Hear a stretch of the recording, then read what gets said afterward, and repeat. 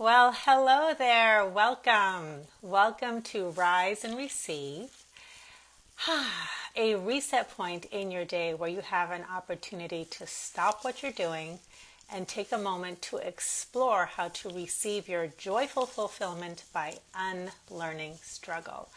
So today is Friday, and normally I'd be wrapping up a three-part series that I've been doing on opening the flow gates, but because here in the Pacific Northwest, and I know in certain other parts of the country, we went through a whole bunch of power outages. It sort of threw my rhythm off. So today I decided to do something a little bit different and do just a little mini tip. It's a hack on how to, how did I call it? Basically, a quick hack when you are mind effing yourself. Now, this still is very related to opening the flow gates because when you're mind effing yourself, it's a very special kind of resistance that actually blocks the flow. So if this is something that you struggle with, today I'm going to talk about how I defined mind effing, how it stops the flow, and a quick hack to open the flow gates because it's something that's actually it's something I've done in the past, but it really has come into my orbit literally in the last 48 hours because I was doing it to myself and a client was doing it to herself. And then I did a Q&A session yesterday and I talked about it, and it's something that just quickly gets you out of that stuck place and opens the flow gates. So I invite you to just kind of sit back and check this out and then try it. I really would love to hear how this works for you. So if you don't know me, my name is Sonia Miller. I'm a speaker, coach, and best-selling author, and I love helping hardworking, goal-oriented people to really dissolve their inner glass ceiling and to open up to receiving their fulfillment the easier way. So when you have a glass ceiling, you can work hard. You can just keep doing what you do and try to figure out how to bust through that glass ceiling or those blockages or those places that you feel stuck. And it can work, but there actually really is a much easier way. And so one of the things I love to do is illuminate the blind spots that we have so that it can be easier. And one of the ways that we have blind spots is when we, I'm having a little mind fart, a brain fart, when you are functioning or over relying, operating more as a human doing versus a human being. Okay, so when you're operating as a human doing, you are relying on a whole lot of mental activity and a whole lot of action, like the hunter. That's what we do. When we're doing, we know how to pursue our goals, work really hard, and just, stay on that path. Now, that works under certain conditions. Hey, everybody. Great to see you visiting. So the human doing, the hunter model to approaching, pursuing, and manifesting your goals and dreams really actually is very powerful, but it can only take you so far. So when you're hitting sort of your upper limit and you want to dissolve the glass ceiling and surpass that glass ceiling, what I have found is a really powerful key to that equation. It's not working harder. It's not trying to figure out more of the same problem. It's actually stopping the hard work and tapping into what I call the being model of power, which is where we start to discover and play with the receiving skill set. Because here's what I've discovered after 2 decades as a coach and working with all kinds of really hardworking, goal-oriented people, including myself, because I'm my own guinea pig, and I practice all this personally first until I know it works. Here's what happens is most of us don't know how to receive.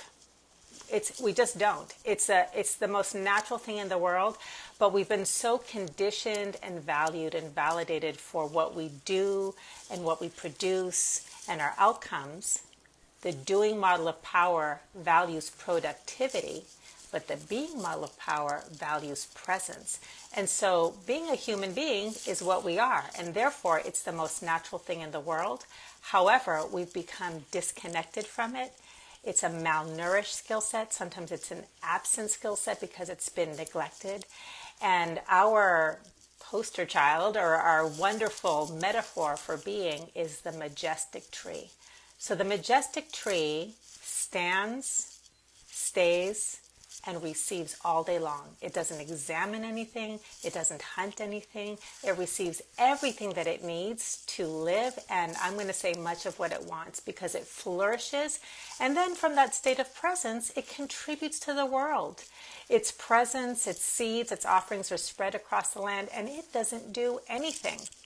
You know, one of the things I was telling a client of mine the other day in the Q&A is one of the things you can do when you're mind effing yourself and you actually know better, that you actually can tap into being, you can simply ask, what would the majestic tree do? And immediately it's a good question, because it makes you stop and you realize that the answer is absolutely nothing. But part of the issue is that when we've come to over-rely on the doing model of power, we don't know what the power of being is. We actually look at everything through this biased lens of doing and not doing, because we've been trained that that's valuable. So if I'm doing, it's good. If I'm not doing, it's bad. But not doing, what does that leave you with? Well, there's this whole other part of you, which is the being. So how do you tap into the power of being? That's what receiving is all about. Okay, so let's talk about today's hack. All right, first I thought it would be good to define what mind effing is. Now, I don't claim to be an expert. I don't know if it's in the dictionary. I didn't look it up. But in my world, there's something very specific about when you're mind effing yourself. And it's different than obsessing, and it's different than ruminating. Okay, because we can be on the gerbil wheel mentally, right? But that doesn't necessarily mean that you're mind effing yourself. I find that in the world of success, goals, if you're in the realm of mindset and manifestation, most people who are in that world already have a good idea about the importance of mindset, the importance of where your attention goes, the energy flows, right? But the problem is when you think you've got the right answer, and I get a lot of clients like this. They'll come to me, they say, Sonia, I've read all the books, I know all the right answers, I just can't bring what I know into my experience. That's where the flow gates get jammed up, and you're blocking the flow to all that is here for you to receive, because it's all here for you to receive if you know how to receive. Okay, so mind effing specifically is when you know that your logic, how you need to be viewing a particular goal or situation, is actually correct, and you know all the right answers about mindset, but your feelings are not agreeing with you. Your feelings are not on board.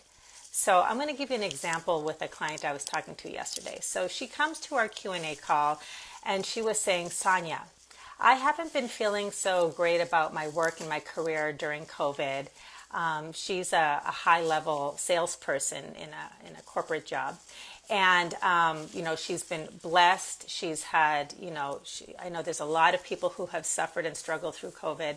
And yet I wanted to illustrate this because we all have the power to receive, to open the flow gates. It doesn't matter how difficult your situation has been, or if you've been blessed and had a better situation, there's always a next level of dissolving your inner glass ceiling or your upper limit, right? So she was saying, so COVID's been okay, and I've been doing my work, but I just had this lifetime opportunity, like literally it just opened up for me through everything I've been practicing. The flow gates have been open, and it's really, this is what I've always wanted. It's what I've always wanted, and everything just kind of lined up for her. And she had a conversation, and she, in her whole being, her feeling state was like, this is mine. I'm going to get this job. This is mine. This is mine. So she was in that great feeling state. Again, if you're into manifestation, that you're one with it. It's already done. You're in the flow. The feelings are there, and she was great. And then her mind kicked in. Then the next day, a conversation or phone call didn't happen, and the doubt started to creep in. Now, her mind knew logically what needed to happen is, I just want to stay in that feeling state. I want to stay in that. Of course it's going to happen. It's already done. That place where you feel in the flow and in total alignment. So she knew that was her most powerful place if she was going to allow this manifestation, this next up-leveling in her life, into her experience. But the doubt was creeping in, and the feelings of like, I don't know, did I say the wrong thing? Did I say enough? Did I not say enough? So the mind. And so her mind and her feelings are not lining up. I need to feel good about this. I need to get back to that place, but I can't. And so her mind, that's mind effing. Okay. So your mind has the right answer about this feeling state that you want to be in, but a part of you is like not agreeing. The chattering monkeys, okay, that's coming in. So that's what mind effing is. Now, how do you hack that? How do you break that sort of like gerbil wheel sort of a thing that blocks the flow so you can open up to that place of like, yeah, this is happening. I'm receiving joyfully, abundantly. All right. So I like to say, first of all, feelings trump everything. Feelings override everything. And it doesn't take much to consider that situation in your life and notice that whenever it's a battle between what makes sense and how you feel, the feelings override everything. Think about maybe a relationship that you've been in where you know what, this has run its course. I need to end it. It's logical. It makes sense. We want different things, right? So your mind knows this is what I need to do. And yet your feelings, there's attachment, or you just can't do it. And your heart just isn't caught up.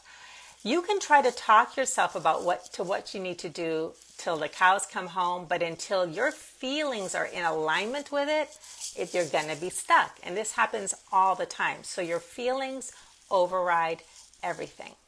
So if your feelings override everything and you're in your head because you can't get into that feeling alignment, how do you hack it? So I like to say that there's two paths to open the flow gates when you're in that stuck place.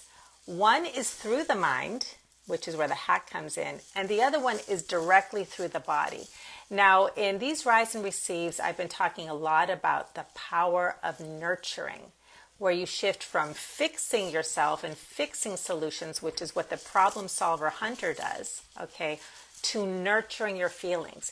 When you can learn how to do that, that is absolutely the quantum leap fast path to opening the flow. It's incredible.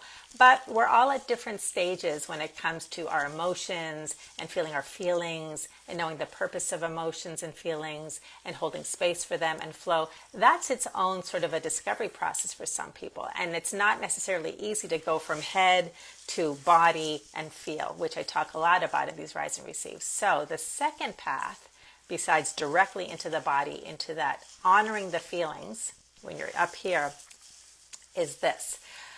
Where your tension goes, the energy flows. So for this client, what I had her do is say, okay, so this job is yours. You logically understand that, okay? But your feelings aren't catching up. So this is the question you ask yourself. This is the hack.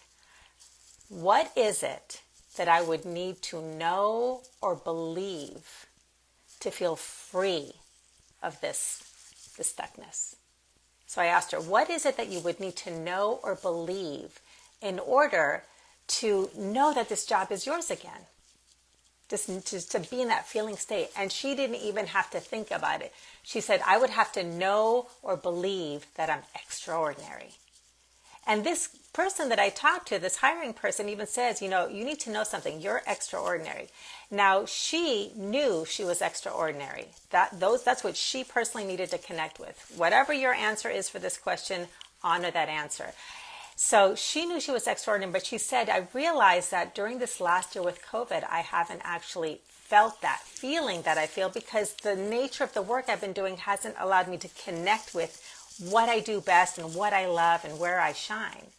So then I said, okay, so the first one is extraordinary. I need to know and believe that I'm extraordinary. So through the mind, now you bring in the energy of willingness.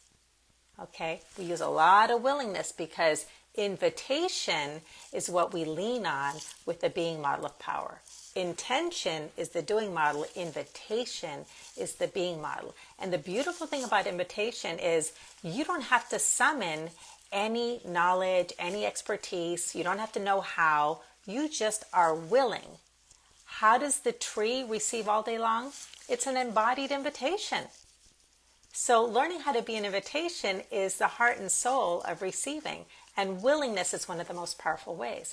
So all you need to do is be willing. So I said, there's your affirmation. I am willing to know and believe that I am extraordinary. I am willing to know and believe that I'm extraordinary. I should just keep saying it. Now, the way to supercharge this is not just willingness, okay, which where your attention goes, the energy flows. So now when you're willing, your focus is not on, oh my God, I need to get myself in alignment, I need to solve problems. All of that is your attention's on problems, so you get more problems. That's the mind effing, okay? Instead, you change your attention towards what it is that you want, which is, I want to feel extraordinary. I want to be in that feeling state, in that groove, right? So that just changes your mental focus from problems to what it is that you want. And because all you're doing is being willing, which is an invitation, you do not have to know how. You just be willing. It's a state of feeling. And so your mind is now pointing you towards the feeling without actually having to do or figure out anything. Okay, so that's the first level. Now the quantum supercharge of that is, and this is what I asked her, I said, now, I want you to think about a time in your life where you weren't feeling so extraordinary, and then you connected with how extraordinary you were feeling. Something that's already happened. And again, she said, no problem. I know exactly what that is. She went to that and said, okay, now just feel that. Feel the reality of that, the frame of reference where I already am extraordinary. I don't even have to get there anymore. I don't have to believe it. It's done, right? When you do that and you can say, oh my gosh, I already have this experience of feeling I'm extraordinary and being extraordinary. Thank you, life. Thank you, universe. What that does with your consciousness, what that does with your state of being an embodied invitation is it is already done. Right here, right now. I already have that experience. It's already true. So there's no distance to travel between point A and point B. In the feeling state, you are now experiencing and feeling this and manifesting it physically. And when you experience something physically, life rises up to meet you where you manifest it physically. So that is the way to get from this mental gerbil wheel stuckness of mind effing straight into the feeling state where you are the embodiment, because when you, whatever you feel, you are an embodied invitation for. So when you connect with your brilliance, your extraordinary state, life reflects back to you physical expressions of that same thing in ways that are beyond our imagination. So that's it. The quick summary of this hack is when you are in that state of mind effing, you practice, what's the receiving method? A-L-I. A, become aware that you're mind effing. Just say, oh, there I am, I'm doing it. Okay? Then L, let it be here. Let the fact that you're doing that be here so that it can finally stop. Let it rest, let it land, breathe into it. And then I, invitation. Willingness is one of the great ways to do it. And you can simply get into that feeling of, I already have this. I've already been here. I know how this feels. And then another invitation. How does it get even better than this? Questions that are focused on what you want are powerful states of invitation. You just stay in the question. Don't go hunt for the answer. Just go through your life. And then what's the right action? As I've talked about many times before, do what's in front of you. Just do what's in front of you. The next action will be revealed. And the next and the next. So I hope you enjoyed this. I decided to use today, like I said, for a quick little mini training, a little hack, illumination. And Monday, we're going to start with a brand new 3-part series about opening the flow gates to your purpose. So if you're interested in connecting to your purpose, learning about blind spots that actually block us from the flow of that and opening them, then I will see you on Monday for the next Rise and Receive. If this was useful, please like, please share. It helps me reach the people that I'm here to serve. And if you're on YouTube, click the red subscribe button. Beyond that, check out the links above and below for low-cost, free resources. And if you're ready to really tap into the skill set of receiving. Learn the 3-step method and apply it and start receiving right away. Consider joining me at the Receive course, receivecourse.com. You can start for as little as $97 a month. Ask your questions in the comments, and I will see you at the next video. Bye, everybody.